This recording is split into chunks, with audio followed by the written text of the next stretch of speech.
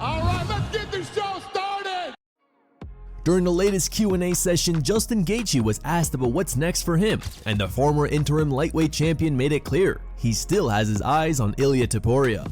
Gaethje explained that he originally wanted the fight to happen in January, but for reasons out of his control, the matchup didn't come together. Now he's targeting the potential UFC White House card as the perfect stage for the showdown. Justin also emphasized that he's been one of the most loyal fighters in the UFC, and he hopes that loyalty will finally pay off with the fights he wants most. When's the next time we're going to see Justin Gaethje fight? My next fight, I am planning on fighting whenever Ilia Topuria is fighting. I was hoping they would let me fight him in January, but I can't really see that happening now. The biggest question is, when is Ilia fighting again? I don't know the answer to that, and I don't know that anybody except him and his team know the answer to that. Best case scenario now is they just put us on the White House card. I cannot imagine why they would not put that fight on that card. You know, he's a champ. He's very popular. I'm an American, just as deserving as anybody in the lightweight division. I've never not shown up for a fight, never let the UFC down, never failed them, and I've always been there for them. So I expect to get that fight and represent the United States of America on the White House lawn. Hell yeah. In a recent interview with Diario AS, Ilia Topuria offered a candid update on his UFC future as rumors continue to swirl about a potential showdown with Paddy Pimblett.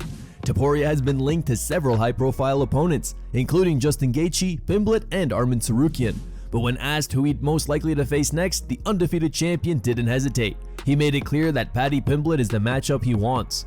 He said, "There's really nothing official at the moment. I haven't had any official conversations with the UFC either. Everything is rumors so far. As soon as I get the call and we go into the details, I'll be able to tell you more. But for now, honestly, it's just all rumors. If it were up to me, I think I'd rather fight Paddy because there's a history between us, and I think it would be a much more entertaining fight for the fans. At the end of the day, I compete to entertain everyone and give them a unique experience, and I think with Paddy, we could achieve that." Hill revealed in an interview with Home a fight that he had virtually no cartilage in his knee, which severely hampered his ability to throw kicks, bounce around, and move freely in the octagon. As a result of the damage and the subsequent cartilage transplant surgery, he's announced that he will be out of the competition until late 2026, while he recovers and rebuilds his physical capabilities. And let's start there. I did see on Instagram, I think it was a knee surgery. What procedure did you do the other day? I saw that on Instagram. Like, apparently the cartilage in my knee was much non-existent. Got some pretty bad tears in there, even in the cartilage. So I had cartilage transplant. Okay. So filled that up and everything and try to kind of get me back and give me that bounce back in my legs. If you notice in the last couple fights, I haven't really been hopping or bouncing or really even just springing up, throwing kicks up really or anything like that. So hopefully, I mean, with this getting done, something I've been trying to avoid, because I wanted to get my belt back. I lost it while I was at the top from injury, and I just wanted to get back and get it back as soon as possible. Yeah. Is it still too early to give a timetable of when you want to get back in there, or you have an idea of when you'll get back? I'm looking at maybe the end of next year. End of next year, so 2026? Yeah. Really? So you could be out a whole year then? Wow. Okay. I'm going to be back to next year. Wow. Okay, that's crazy. So, since losing his belt to Jack Della Maddalena at UFC 315, Belal Muhammad has been pushing for a fight with Kamaru Usman. But Usman says his priority is reclaiming the UFC welterweight title, not settling personal scores. At the UFC 321 press conference, Usman was blunt. He wants the championship back first. Once he's champion again, he warned he won't forget Muhammad and would love to kick Belal's head in. So you and Belal Muhammad have had a lot of beef on social media. You guys did a lot of back and forth, and you had a lot to say about him on your podcast. Why are you not getting in the octagon with him instead of Ian? Well, we didn't have a lot of back and forth. It was just a lot coming from him. I just think he's a dork, and what you do with dork is you ignore them, because, and this is a question, I like that question. This is the thing is, for someone like myself and Belal Muhammad, right now Belal Muhammad is ranked what? Number 1 in the division, and I'm below him. I'm looking at the title. I've been where he hasn't been.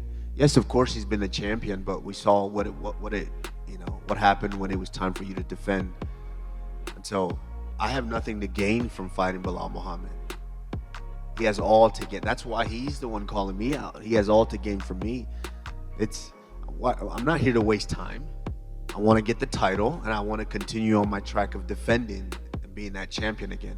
Why waste time with him? If I have the title and he's the next guy, I would luckily kick his head in. In his latest YouTube video, Max Holloway gave his prediction for the main event of UFC 321 featuring Tom Aspinall versus Cyril Gane.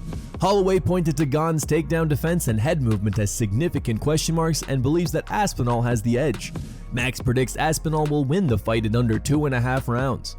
Cyril Gane, the main thing the biggest question I got for this fight is how his takedown defense look, or even his head movement, you know, because Tom is going to be doing this fake shots and big overhand rights, I think. And I mean, Tom likes to start early and he likes to start fast, so it's crazy. I mean, it'd be insane to not take the under just because of Tom Aspinall been there and he's been knocking out a who's who. But then again, on the other side, Cyril Gane is no joke. With Tom having the record that he have, it's just hard to go against him right now, man. The dude look unbeatable. Look really good. He looked strong. He looked fast. And with the odds, though, the odds suck. You know, a minus 355. Damn, that's tough. But if I had to pick, probably better odds would be Tom Aspinall under 2.5. Whatever is under 2.5. Probably it. I got his hand raising Tom. You know, there's a lot of question with Cyril Gane's game. His takedown defense. I think Tom goes out there. And if you guys even want to throw in like a crazy one in there, maybe Tom by submission. In a recent breakdown video, Demetrious Johnson weighed in on the heavyweight title clash between Tom Aspinall and Cyril Gane. Johnson made it clear that in his view, Aspinall is simply a level above Gane, and he expects Aspinall to defend the heavyweight championship. Time Tom Aspinall is back in the UFC to keep the heavyweight division going. He can truly fight anywhere. The only time Tom Aspinall gets in trouble is when somebody tries to hit him. He brings his head back and he brings himself outside of his shell. Now, when we look at Cyril Gane, the one thing Cyril Gane has going for him is that he is a big athletic and he moves very well on the feet, but not as well as Tom Aspinall. Cyril Gane does have great kicks. He does have a good right hand. He's very dynamic with his kicks and his push kicks. And in Cyril Gane's camp, getting ready for Tom Aspinall, he's been wrestling with the Olympic gold medalist in wrestling. Cyril Gane's biggest weakness is his grappling. I'm going with Tom Aspinall. I think Tom Aspinall hits too hard. His punches, I'm sure he hits very hard, but we don't talk about the accuracy. He's always accurate when he goes bop, bop, bop. It's always a 2 down the pipe. He's always accurate. And 3, he can strike, he can wrestle, and he understands where he needs. During the latest episode of the BYM podcast, Michael Bisping and Paul Felder also shared the prediction for the UFC 321 main event. Both analysts believe that despite Cyril Gane being a very tough opponent, Tom Aspinall will ultimately come out on top and retain his title.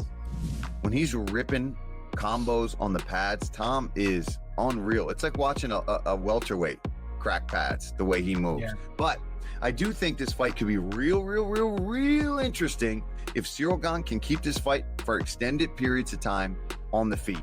If I'm giving my pick, I'm still going with Tom Aspinall to get the dub. Fernando Lopez, his coach, said, well, he's not a very good wrestler, so why are we going to waste time working on wrestling? Now, I don't know if DC was messing around, but he said that's what his coach said. He said, why are we going to work on wrestling? He's never going to be the best wrestler, so we're going to focus on what he's good at. What he should be doing is send him Dagestan 2 or 3 years, forget. Yeah, you know. Okay. Another thing, and I'm not knocking Cyril for this, is that he's been acting in movies and doing stuff like that, and I was doing the same thing. So as I say, it's certainly not an insult or kind of a pessimistic point that I'm bringing up. Far from it. But whereas on the flip side, Tom is just obsessed with this game. You know what I mean? There's zero distractions. And I think that does play in a little part as well. I think we both have, there's no point even asking you, I think we both have Tom winning this. I think he wins it. I think he gets the finish. Here are the top 3 memes found on the internet.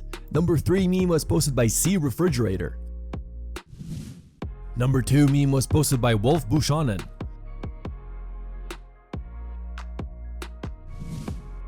And number 1 meme was posted by As Shopped As It Gets.